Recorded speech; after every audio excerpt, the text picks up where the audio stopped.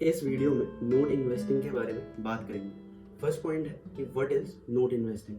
Note investing lending से जुड़ी investing है, जिसमें लैंडर खुद ने इन्वेस्ट करके किसी दूसरे इंसान को इन्वेस्ट करने के लिए पैसे देता है। बट अगर उस इंसान को प्रॉफिट होता है या लॉस, दोनों ही सिचुएशंस में नोट इन्वेस्टर्स उस अमाउंट का इंटरेस्ट रेट बोरोवर से वसूलता है जो उसने उन्हें इन्वेस्ट करने के लिए दी हो। एग्जाम्पल, मान लीजिए आपके पास 10,000 रुपए हैं और आप वो 10,000 रुपए खुद ने इन्वेस्ट करके किसी जरूरतमंद को दे देते हो और उसकी हेल्प करते हो फाइनेंशियली, बट उसके सामने एक एग्रीमेंट रखते हो या उससे कोई नोट लिखवाते हो लाइक अ प्रूफ कि इन 10,000 रुपए में मुझे इतना % इंटरेस्ट अमाउंट चाहिए इस टाइम पीरियड के अंदर। इंटरेस्ट रेट कुछ भी हो सकता है, 3%, 4%, 5%, और टाइम पीरियड भी कुछ भी हो सकता है, हर महीने, दर महीने, 6 महीने, 1 साल, 2 साल, सो ऑन। तो आप उस लेंड किए हुए पैसों से पैसा बनाओगे। This is called note investing. Second point है types of note investing. First है प्रॉमिसरी नोट्स। अगर आपसे कोई पैसे उधार लेता है और वो बंदा आपको प्रॉमिस करता है कि सर्टेन डेट और टाइम में वो आपके पैसे लौटा देगा, बट आप ये सारी बातें और प्रोमिसेस का एक नोट बना के उसमें सारे टर्म्स एंड कंडीशन लिखते हो और उधारकर्ता के, यानी जिसको आपने पैसे दिए हैं उसके, और अपने सिग्नेचर करते हो, तो वो नोट प्रॉमिसरी नोट कहलाया जाएगा। सेकंड है मॉर्टगेज नोट। मान लीजिए आपको घर खरीदना है और उसके लिए आपके पास पर्याप्त पैसे नहीं है, तो आप क्या करोगे ना, आप बैंक से लोन लोगे और लोन लेते वक्त बैंक आपको मॉर्टगेज नोट देगा जिसमें आप अपनी, यानी बोरोवर की information, loan amount information, loan को चुकाने का टाइम पीरियड और भी बहुत सारी इंफॉर्मेशन प्रोवाइड करोगे, और इन सारी इंफॉर्मेशन का नोट मॉर्टगेज नोट कहलाया जाएगा। ये नोट ज्यादातर रियल स्टेट में यूज होता है। थर्ड है बिजनेस नोट्स। बिजनेस नोट्स तब इशू होते हैं जब कोई कंपनी किसी दूसरी कंपनी या इन्वेस्टर से पैसे लेती है। ये नोट्स कई सारे पर्पसेस के लिए यूज किए जाते हैं, जैसे फाइनेंसिंग ऑपरेशंस, फंडिंग एक्सपेंशन और acquiring assets. Business notes business से रिलेटेड किसी भी चीज के ऊपर बेस्ड हो सकते हैं। नेक्स्ट है student loan note. Student loan note तब बनता है जब कोई इंडिविजुअल स्टूडेंट अपने एजुकेशन के लिए फाइनेंशियल इंस्टीट्यूशन से लोन लेता है। ये नोट्स थोड़ी टिपिकली डिफरेंट टर्मिनोलॉजीज रखते हैं, जैसे फिक्स्ड और variable interest rates, repayment schedule और options for different and forbearance. Next है convertible note. Convertible noted unique type of investment instrument होते हैं। ये कॉमनली स्टार्टअप फाइनेंसिंग में यूज किए जाते हैं। ये वैसे तो डेट ऑब्लिगेशन की तरह स्टार्ट होते हैं, बट इनमें इतना पोटेंशियल होता है कि फ्यूचर में किसी भी कंपनी की इक्विटी में भी कन्वर्ट हो सकते हैं। नेक्स्ट है गवर्नमेंट और ट्रेजरी नोट्स। ये नोट्स गवर्नमेंट द्वारा पब्लिक प्रोजेक्ट्स के लिए फंड उठाने के लिए इशू करवाए जाते हैं। इनको relatively low risk investment consider किया जाता है और टिपिकली इनके rates and maturity date fix ही रहती है। नेक्स्ट है commercial paper note. Commercial paper refer करते हैं शॉर्ट टर्म डेट इंस्ट्रूमेंट को जो कॉर्पोरेशन द्वारा इशू करवाए जाते हैं किसी अचानक आई हुई फाइनेंशियल जरूरत को पूरा करने के लिए। मान लो आपकी कंपनी को सडन इन्वेस्टमेंट की जरूरत है, तो आप उसके लिए कमर्शियल पेपर नोट बनाओगे जिसमें आप लेंडर को उसकी अमाउंट, उसकी मैच्योरिटी डेट, अमाउंट पर लगने वाले इंटरेस्ट रेट और पेमेंट टर्म्स के बारे में बताओगे। ये इन्वेस्टमेंट नोट कभी कभी दिनों से बढ़कर साल तक चले जाते हैं। नेक्स्ट है रिस्क एंड रिटर्न। इसमें रिस्क उस पॉसिबिलिटी को रेफर करता है जिसमें पैसे डूबने के चांसेस रहते हो। क्या पता आपको अपनी इन्वेस्टमेंट पर एक्सपेक्टेड रिटर्न ना मिले। नोट इन्वेस्टिंग में बहुत से फैक्टर्स हैं जो आपके रिस्क को बढ़ा सकते। एग्जांपल, मान लो आप प्रॉमिसरी नोट में इन्वेस्टिंग कर रहे हो जो कि एक छोटी सी स्टार्टअप कंपनी द्वारा इशू है। इस इन्वेस्टमेंट में ज्यादा रिस्क होगा। क्योंकि स्टार्टअप में सक्सेस और फेलियर होने के 50-50 चांसेस रहते हैं। Too high are the chances that you might lose your money. अगर कंपनी बैंकरप्ट हो जाती है और रेगुलर पेमेंट बनाने में असफल रहती है, तो आप अपनी इन्वेस्टमेंट पर फुल अमाउंट रिसीव नहीं कर पाओ। रिटर्न रेफर करता है आपकी इन्वेस्टमेंट पर मिलने वाले प्रॉफिट और गेन को। नोट इन्वेस्टिंग में टिपिकली रिटर्न आपके लेंड किए हुए पैसों में मिलने वाले इंटरेस्ट से आता है जो कि आपने बोरोवर को दिए होंगे। एग्जाम्पल, मान लो आपने प्रॉमिसरी नोट में 5% इंटरेस्ट रेट से इन्वेस्ट किया है और अगर आपने 10,000 इन्वेस्ट किए हैं, तो उस हिसाब से आप एनुअली 500 रुपए इंटरेस्ट एक्सपेक्ट कर सकते हो अपनी invested amount. Risk return trade off. Basically note investing में होती तो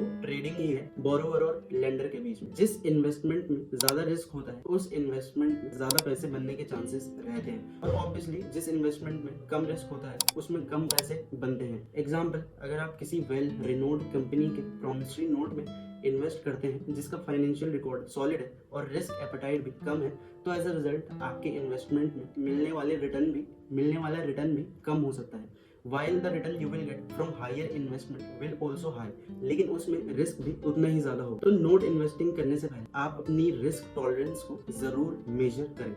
नेक्स्ट पॉइंट, ड्यू डिलिजेंस। मान लो आपको कोई सेकंड हैंड कार खरीदनी है, लेकिन उसे खरीदने से पहले आप उस कार के बारे में रिसर्च करते हो कि कार वाकई में गुड कंडीशन में है भी या नहीं, ताकि आपके साथ कोई स्कैम न कर दे। सेम चीज अप्लाई होती है नोट इन्वेस्टिंग में। आप किस नोट में इन्वेस्ट कर रहे हो, वो नोट कैसा है, उसकी हिस्ट्री और फ्यूचर प्लान्स क्या है, उसका रिजर्व फंड कितना है, आप ये सारी चीजें रिसर्च करोगे ताकि आपके साथ कोई स्कैम ना हो और आपको अपनी इन्वेस्टेड मनी पर अच्छा रिटर्न मिले। ड्यू डिलिजेंस में आप उस नोट के बारे में रिसर्च करने से स्टार्ट कर सकते हो, जिससे आपको आगे जाकर उससे वैल्यू मिले। अगर आप रिसर्च नहीं कर पा रहे हो तो आप किसी प्रोफेशनल बंदे को हायर करके उसका इंस्पेक्शन करा सकते हो। हमें किसी नोट में इन्वेस्ट करने से पहले उसकी ड्यू डिलिजेंस को मेजर कर लेना चाहिए कि अगर हम इसमें इन्वेस्ट करेंगे तो हमें क्या क्या रेपुटेशन फेस करने पड़ सकते हैं, और फिर सारी चीजों को इवैल्यूएट करके उसमें इन्वेस्ट करें। पॉइंट है नोट ट्रेडिंग। मान लो कि आप एक इन्वेस्टर हो जिसके पास उधारकर्ता के प्रॉमिसरी नोट्स जमा हैं और उन पर आपको इंटरेस्ट भी मिल रहा है,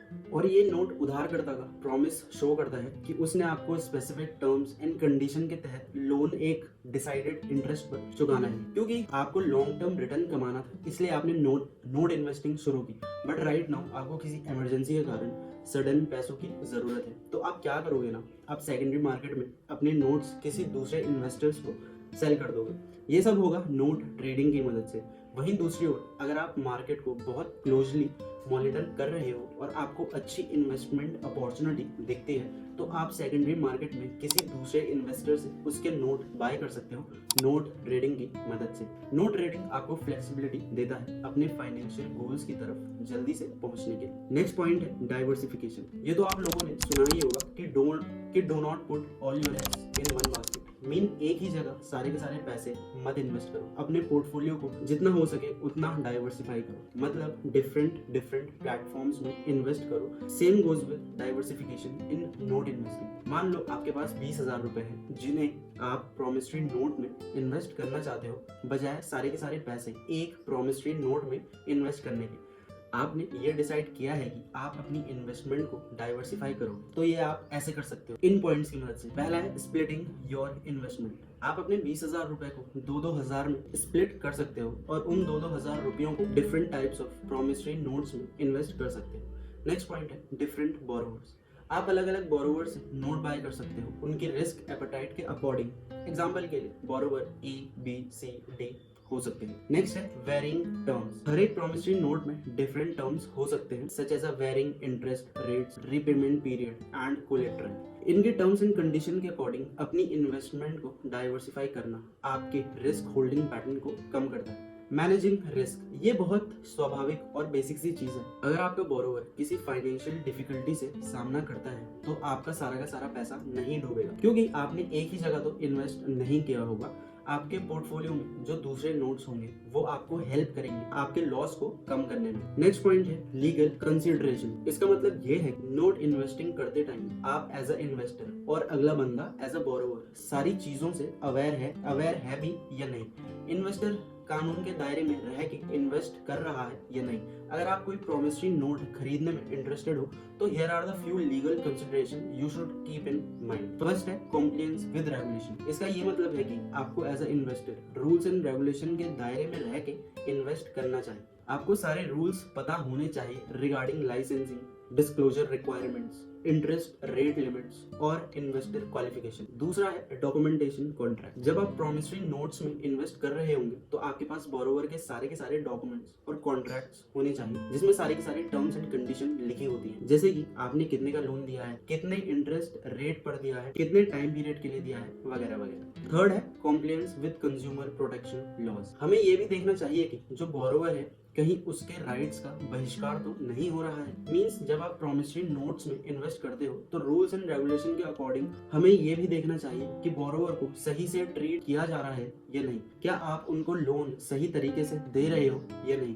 क्या आप लोन अमाउंट के अकॉर्डिंग उनसे कहीं ज्यादा इंटरेस्ट तो नहीं ले रहे। क्या आप उनके साथ फेयर डील कर रहे हो या नहीं। इस सिचुएशन में बोरोवर को भी थोड़ा रिसर्च करके फील्ड में उतरना चाहिए। नेक्स्ट है सीक लीगल एडवाइस। अगर आप नोट इन्वेस्टिंग को पहली बार कर रहे हो या फिर इसमें नए हो तो आपके मन में इससे जुड़े कई सवाल आ सकते हैं। तो उस टाइम आप किसी प्रोफेशनल बंदे से कंसल्ट कर सकते हो जो कि इन चीजों में एक्सपर्ट हो। वो आपको गाइडेंस प्रोवाइड कर सकते हैं किसी कॉन्ट्रैक्ट को इवेल्युएट करने में और आपको सही डायरेक्शन प्रोवाइड करा सकते हैं किसी चैलेंज से निपटने के लिए। बेसिकली वो आपको हेल्प करेंगे नोट इन्वेस्टिंग की कॉम्प्लिकेशंस को समझने के लिए और आपकी इन्वेस्टमेंट जर्नी को एनहांस करने में ये सेम फंड मैनेजर्स की तरह काम करते हैं। नोट इन्वेस्टिंग एक अच्छी और रिवॉर्डिंग इन्वेस्टमेंट स्ट्रेटेजी है, लेकिन ये आपकी इन्वेस्टमेंट से मैक्सिमाइज रिटर्न निकालने के लिए अच्छी खासी रिसर्च, कैलकुलेटिव कंसिडरेशन और रिस्क मैनेजमेंट मांगती है। दोस्तों अगर वीडियो अच्छा लगा हो तो वीडियो को लाइक, शेयर और चैनल को सब्सक्राइब करना ना भूलें। More informative content is on the way. Thanks for watching.